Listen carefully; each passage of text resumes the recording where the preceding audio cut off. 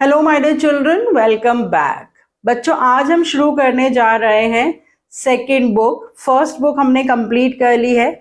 Second book में हम special branches of management के बारे में पढ़ेंगे, financial management and marketing management.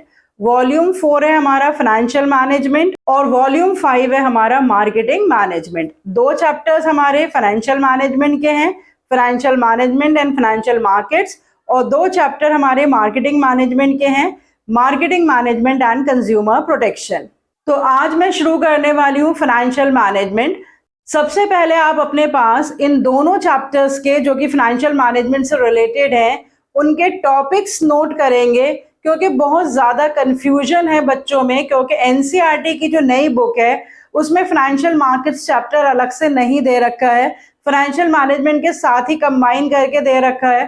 तो कभी कभी बच्चों को ये लग रहा है कि शायद फाइनेंशियल मार्केट्स डिलीटेड है, लेकिन ऐसा नहीं है। दोनों चैप्टर्स के financial management plus financial markets दोनों ही चैप्टर सीबीएसई के सिलेबस में हैं, और उन दोनों चैप्टर्स में से क्या क्या टॉपिक्स कवर अप करने हैं cbse.nic.in की वेबसाइट पर आप ये सारे टॉपिक्स चेक कर सकते हैं। ये सीबीएसई करिकुलम में दे रखे हैं। तो सबसे पहले कितने टॉपिक्स हैं जो इसमें हमें कवर अप करने हैं वो आप अपने पास नोट कर लेंगे, और उसके बाद मैं आपको ये भी बताऊंगी कि जो करंट ईयर का सैम्पल पेपर है उसमें इन दोनों चैप्टर्स से किस तरह के कितने क्वेश्चंस आए हैं और वो लास्ट ईयर के क्वेश्चन पेपर से कैसे डिफरेंट है। तो इन दोनों चैप्टर्स के सारे टॉपिक्स, उसकी तैयारी हमें कैसे करनी है, ये सब मैं आपके साथ डिस्कस करूंगी। और आपको थोड़ा सा ज़्यादा अटेंटिव रहना पड़ेगा, क्योंकि ये स्पेशलाइज्ड ब्रांचेस ऑफ मैनेजमेंट हैं और इसमें बहुत सारी ऐसी टेक्निकल टर्म्स हैं जो आपको नहीं पता होंगी। आपको रियल लाइफ प्रैक्टिकल एक्सपीरियंस नहीं है फाइनेंशियल मार्केट्स के बारे में। आपको नॉर्मल मार्केट्स के बारे में तो पता है, जहाँ से हम गुड्स खरीदते हैं, मार्केट जाते हैं, पैसा देते हैं, सामान खरीदते हैं। ऑनलाइन मार्केट्स के बारे में पता है, जहाँ से हम गुड्स खरीदते हैं। लेकिन फाइनेंशियल मार्केट्स क्या होती हैं, वहां पे क्या खरीदा और बेचा जाता है, फाइनेंशियल मैनेजमेंट का मतलब क्या होता है, फाइनेंशियल मैनेजमेंट में क्या क्या इंपॉर्टेंट डिसीजंस लिए जाते हैं, उन सारे डिसीजंस से रिलेटेड एक एक इंपॉर्टेंट कॉन्सेप्ट एंड कीवर्ड्स सब हम अंडरस्टैंड और लर्न करने वाले हैं। तो सबसे पहले आप अपने पास टोटल नंबर ऑफ टॉपिक्स जो इन दोनों चैप्टर्स में है वो नोट कर लीजिए। देखिए, मैंने अंडरलाइन कर रखे हैं रेड कलर से जो मेन टॉपिक्स हैं। चैप्टर नंबर 9 है फाइनेंशियल मैनेजमेंट, तो उसमें 6 मेन टॉपिक्स हैं, और उन टॉपिक्स के नाम क्या हैं। फाइनेंशियल मैनेजमेंट एक टॉपिक हो गया, financial decisions number 2, financial planning number 3, capital structure number 4, fixed capital number 5, working capital number 6। तो ये 6 मेन टॉपिक्स हैं चैप्टर 9 फाइनेंशियल मैनेजमेंट के। लेकिन आप देख सकते हैं कि मैंने ग्रीन कलर से अंडरलाइन करके सब टॉपिक्स भी लिख रखे हैं। जैसे फाइनेंशियल मैनेजमेंट के कॉन्सेप्ट के अलावा हमें उसका रोल और ऑब्जेक्टिव्स भी करने हैं। तो हमारे फाइनेंशियल मैनेजमेंट के ही 3 टॉपिक हो गए।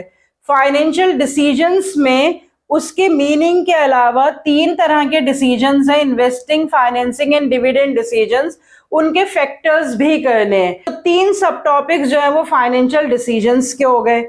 उसके बाद फाइनेंशियल प्लानिंग के मीनिंग के साथ साथ हमें इंपॉर्टेंस भी करनी है, तो एक सब टॉपिक फाइनेंशियल प्लानिंग का हो गया। और फिर उसके बाद कैपिटल स्ट्रक्चर के मीनिंग के अलावा हमें फैक्टर्स भी करने हैं, तो एक सब टॉपिक कैपिटल स्ट्रक्चर का हो गया। फिक्स कैपिटल के भी कॉन्सेप्ट के साथ साथ हमें फैक्टर्स करने हैं, एक सब टॉपिक फिक्स कैपिटल का हो गया और एक सब टॉपिक वर्किंग कैपिटल का हो गया, क्योंकि इसके भी फैक्टर्स करने हैं। तो सारे मेन टॉपिक्स और सब टॉपिक्स मिलाकर टोटल हमें 14 टॉपिक्स करने हैं in the chapter 9, that is financial management. उसके बाद चैप्टर नंबर 10 है फाइनेंशियल मार्केट्स। फाइनेंशियल मार्केट्स में आप देख सकते हैं मैंने नंबरिंग कर रखी है, टोटल 8 मेन टॉपिक्स हैं। हालांकि ये छोटे छोटे टॉपिक्स हैं, लेकिन आप इन 8 टॉपिक्स के नाम लिख लीजिए अपने पास। Number 1 capital market, number 2 money market, number 3 primary market, number 4 secondary markets. इन चारों के हमें सिर्फ कॉन्सेप्ट करने हैं। Number 5 difference between capital market and money market, number 6 difference between primary market and secondary markets. Number 7 stock exchange और उसके सब टॉपिक्स में मीनिंग के साथ साथ हमें फंक्शंस और ट्रेडिंग प्रोसीजर भी करना है। और नंबर 8 है SEBI, securities and exchange board of India, उसके सब टॉपिक में भी हमें उसके ऑब्जेक्टिव्स और फंक्शंस करने हैं। तो टोटल टॉपिक्स चैप्टर 10 के हैं 12 टॉपिक्स। तो 14 टॉपिक्स ये हो गए, 12 टॉपिक्स ये हो गए, तो टोटल 26 टॉपिक्स हैं हमारे चैप्टर 9 एंड 10 में। और मैंने पूरा एनालिसिस कर रखा है सैंपल पेपर का भी, वो भी आप अपने पास नोट कर लीजिए। फाइनेंशियल मैनेजमेंट और फाइनेंशियल मार्केट्स जो करंट ईयर का सैंपल पेपर है हमारे पास, उसमें फाइनेंशियल मैनेजमेंट और फाइनेंशियल मार्केट्स जिसकी कंबाइंड वेटेज 15 नंबर ही होती है, तो 15 नंबर ही है।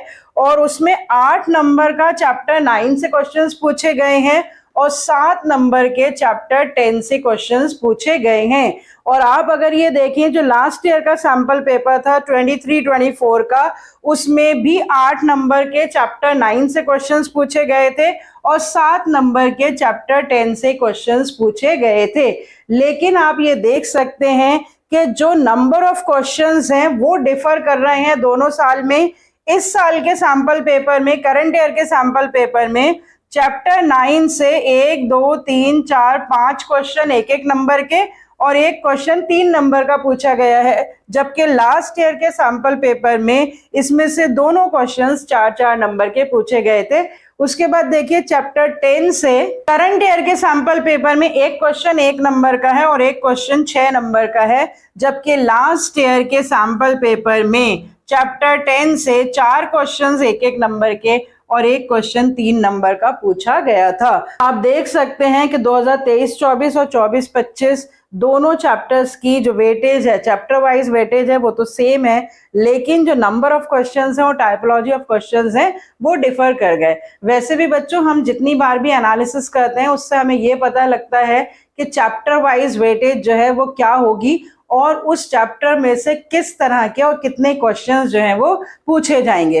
तो इस एनालिसिस से हमें ये अंदाजा मिल गया है कि सैंपल पेपर करंट ईयर के हिसाब से जितने नंबर ऑफ क्वेश्चंस हमसे पूछे गए हैं, मोस्ट एक्सपेक्टेडली उतने ही क्वेश्चंस हमसे एनुअल एग्जाम 2025 में पूछे जाएंगे। अदरवाइज भी हमारे 4 ही तरह के क्वेश्चंस होते हैं, 1 मार्कर एमसीक्यूज होते हैं, 3 नंबर के, 4 नंबर के और 6 नंबर के। तो जब हम सीबीएसई के लिए प्रिपरेशन करते हैं तो हमें ये चारों तरह के क्वेश्चंस प्रिपेयर करने होते हैं, और जब हम सीयूईटी के लिए प्रिपरेशन करते हैं तो हमें सिर्फ 1 मार्क का क्वेश्चंस ही प्रिपेयर करने होते हैं। साथ साथ चैप्टर के शुरू में ही आप अपने कंफर्ट के लिए, अपनी कन्वीनियंस के लिए ये क्वेश्चन नंबर्स भी नोट कर लीजिए जो कि करंट ईयर सैंपल पेपर में पूछे गए हैं। जैसा मैंने आपको बताया कि 5 क्वेश्चंस एक एक नंबर के चैप्टर 9 से पूछे गए हैं, तो चैप्टर 9 जो कि फाइनेंशियल मैनेजमेंट है उससे एक एक नंबर के जो 5 क्वेश्चंस पूछे गए हैं उनके नंबर नोट कर लीजिए, 3, 11, 17, 18 एंड 20। और एक क्वेश्चन जो 3 नंबर का पूछा गया है वो है क्वेश्चन नंबर 23। यहाँ पर देखिए मैंने टॉपिक्स के आगे कहीं कहीं ब्लू डॉट्स लगा रखे हैं। वो ब्लू डॉट्स उन टॉपिक्स पे मैंने लगा रखे हैं जिस पर क्वेश्चन पूछा गया है करंट ईयर सैंपल पेपर में। एक क्वेश्चन फाइनेंशियल मैनेजमेंट पे है, एक question objectives of financial management पे है, एक क्वेश्चन इन्वेस्टिंग डिसीजंस पे है, एक क्वेश्चन फाइनेंसिंग डिसीजंस पे है, एक क्वेश्चन फाइनेंशियल प्लानिंग पे है और एक क्वेश्चन कैपिटल स्ट्रक्चर पे है। और कैपिटल स्ट्रक्चर से जो इस साल क्वेश्चन पूछा गया है वो प्रैक्टिकल क्वेश्चन पूछा गया है, न्यूमेरिकल बेस्ड क्वेश्चन है जिसमें आपको कुछ रेशियोज कैलकुलेट करनी है जो कि आप अकाउंटेंसी में भी सीख चुके हैं, और वो रेशियोज के बारे में हम पढ़ेंगे under the topic capital structure detail में। तो अकाउंटेंसी में तो आप पढ़ ही चुके हैं, यहाँ पर भी हम उसको अच्छे से समझ लेंगे तो आप उस तरह के क्वेश्चंस को परफेक्टली आंसर कर पाएंगे। उसके अलावा चैप्टर 10 में से देखिए फाइनेंशियल मार्केट्स में भी मैंने ब्लू डॉट्स लगा रखे हैं। फाइनेंशियल मार्केट से हमारे करंट ईयर के सैंपल पेपर में 2 ही क्वेश्चंस हैं, question number 4 and question number 31। ये 1 नंबर का है और ये 6 नंबर का है। तो एक क्वेश्चन जो है वो कैपिटल मार्केट और सेकेंडरी मार्केट इन दोनों से रिलेटेड एक ही क्वेश्चन आया है 1 नंबर का, और एक क्वेश्चन पूरा 6 नंबर का security and exchange board of India पर आया है। तो यहाँ पर डॉट्स तो मैंने लगा दिए कि किन टॉपिक्स से इस साल क्वेश्चंस पूछे गए हैं, लेकिन इसका मतलब ये नहीं है कि यही टॉपिक्स इंपॉर्टेंट है, क्योंकि जिन टॉपिक्स से क्वेश्चंस नहीं पूछे गए हैं it does not mean that these topics are not important. Annual paper में उन बचे हुए टॉपिक्स से भी आपसे क्वेश्चंस पूछे जा सकते हैं। बस जब हम इन क्वेश्चंस को डिस्कस करेंगे तो हमें एक आइडिया मिल जाएगा कि किस तरह से direct question, indirect question, MCQs या केस स्टडीज इन टॉपिक्स और सब टॉपिक्स से फ्रेम की जाती हैं और हमें उन्हें आंसर कैसे करना है। चैप्टर्स 1 to 8 कंप्लीट करने के बाद फर्स्ट बुक से related analysis of the sample paper मैं ऑलरेडी आपके साथ डिस्कस कर चुकी हूं। अगर आपने वो वीडियो लेक्चर नहीं देखा है तो लिंक मैं डिस्क्रिप्शन बॉक्स में शेयर कर दूंगी, वो भी आप देख लीजिए। उससे आपको पूरे के पूरे सैंपल पेपर का आइडिया मिल जाएगा। How many questions from each chapter are expected to come in the current year CBSE exam 2025 that you have to appear for, और वो टाइपोलॉजी ऑफ द क्वेश्चंस कैसी होती है और उसे हम आंसर कैसे करते हैं, ये सब चीजें मैंने उसमें डिस्कस कर रखी हैं। जो लास्ट ईयर का सैंपल पेपर था 2023-24 का और जो बोर्ड पेपर था लास्ट ईयर का 2024 का, वो भी मैंने डिटेल में डिस्कस कर रखा है। उसके सारे क्वेश्चन आंसर्स, उसकी presentation tips, everything I have discussed, उसका लिंक भी मैं आपके साथ डिस्क्रिप्शन बॉक्स में शेयर कर दूंगी। इन सारी एनालिसिस को जब आप ध्यान से समझेंगे और देखेंगे तो आपके लिए बोर्ड प्रिपरेशन जो है वो बहुत ही आसान हो जाएगी। आप एक एक वर्ड को ध्यान से सुनिए कि क्वेश्चन में किस तरह से ट्विस्ट करके लैंग्वेज पूछी जाती है, तो आपको किन वर्ड्स पे ध्यान देना है और किस तरह से आंसर की लैंग्वेज आपको स्टार्ट करनी है और किस तरह से आपको पॉइंट्स में हेडिंग्स को अंडरलाइन करके टेबुलर फॉर्म में प्रेजेंट करके डायग्राम्स के साथ अपनी एक्सप्लेनेशन को सपोर्ट करके आंसर देना है, that everything I have discussed with you. तो ये वीडियोस आपके लिए देखना बहुत ही ज़रूरी है, because only learning and understanding of the concept is not important. I have always told you that the presentation also matters. किस तरह से हर टॉपिक को प्रिपेयर करना है और प्रिपेयर करने के बाद उसे याद करना है और याद करने के बाद उसे प्रेजेंट करना है, ये सब कुछ आपके लिए बहुत ही ज़रूरी है if you want to score well and perfect marks in your board exams. तो आज सिर्फ मैं आपके साथ इंट्रोडक्शन ही शेयर कर रही हूँ चैप्टर 9 एंड 10 का। इसका एक्सप्लेनेशन हम नेक्स्ट वीडियो लेक्चर से स्टार्ट करेंगे। So see you next time with the explanation of chapter 9 financial management. Till then, goodbye, stay healthy and connect.